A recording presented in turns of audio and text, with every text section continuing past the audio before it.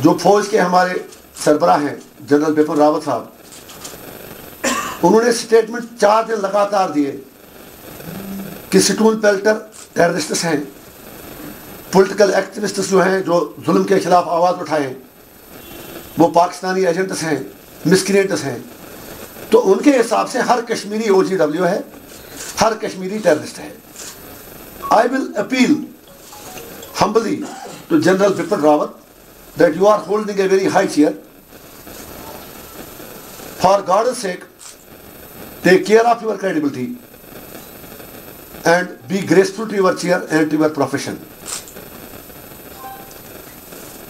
जब पुलवामा में आपने 7 लोग शहीद किए, एक तरफ आप जस्टिफाई करते हैं कि दे वर स्टोन पेल्टर्स, दूसरी तरफ आप कहते हैं कि जो भी इनकाउंटर के पास जाएगा वो मारा जाएगा। अगर वो स्टोन पेल्टर्स थे, अगर आप जस्टिफाई करते हैं किलिंग्स को, तो मेरा सीधा और साफ सवाल गवर्नर साहब से, DG साहब से, ADG लॉ एंड ऑर्डर से, आर्मी चीफ से यह है कि एक तरफ आप कहते हैं कि you are justifying the killing, लेकिन दूसरी तरफ आप उनसे हमदर्दी भी जताते हैं। आप ये कहते हैं कि ऐसा आगे नहीं होना चाहिए, आप तहकीकात का हुक्म भी देते हैं। एक तरफ आप गुनाह का एतराफ़ भी करते हैं, आप सुनना मेरी बात, एक तरफ आप गुनाह का एतराफ़ भी करते हैं और दूसरी तरफ तहकीकात का हुक्म भी देते हैं। हबीब जालिब का शार इसीलिए है, ये मुनसिफ भी तो कैदी हैं, हमें इंसाफ क्या देंगे, लिखा है इनके चेहरों में, फैसला जो सुना देंगे। अगर आप खुद कहते हैं कि हम ताज़ियत करते हैं, फोर्सेस को रेस्ट्रेंट दिखाना चाहिए, सिविलियन किलिंग हुई, लेकिन दूसरी तरफ कहते हैं whosoever the stone pelter he will get killed। सो आप अपना जहन क्लियर कीजिए। अब जब बिपिन रावत साहब रोज ये कहें, धमकियां दें, बजाय इसके उन्हें नदामत होनी चाहिए थी, एहसास होना चाहिए था कि 7 कश्मीरी, 10 कश्मीरी, 11, 12 कश्मीरी शहीद हुए एक दिन में। पल भर के लिए ही अगर वो 2 अदद आंसू ही बात है, चुप ही रहते तो हम कहते कि नहीं कोई बात इनमें थोड़ी शर्म कहीं बाकी है। लेकिन लगता है हम उनसे ये कहेंगे that Indian army is losing professionalism. किसी भी मुल्क की फौज का काम सरहदों की हिफाजत करना होता है। फौज का हरगिज़ एक काम नहीं कि वो अंदर के लोगों की बगावत से निपटे। And 30 years is a long time. Coming lastly to the point, very important one from my perspective, Rawat साहब का एक बड़ा स्टेटमेंट आया, प्लीज आपसे गुजारिश करूंगा, यू आर थर्ड आई।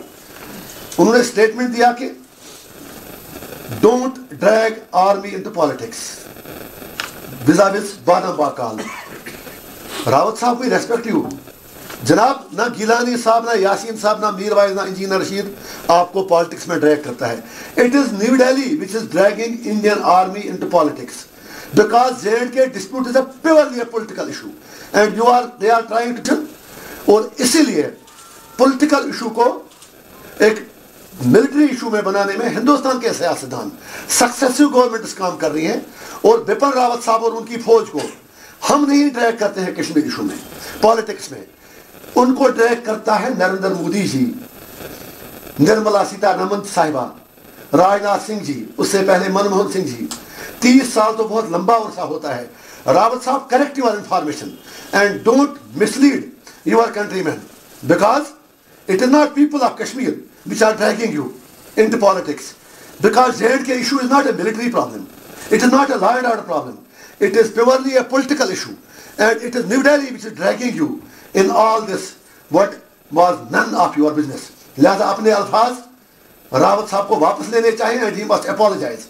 उसे खुल्लम खुल्ला कहना चाहिए दिल्ली की सरकार से, पॉलिटिकल एस्टेब्लिशमेंट से, कि फौज का काम लोगों पर गोलियां चलाना नहीं, फौज का काम सरहद की हिफाजत करना है।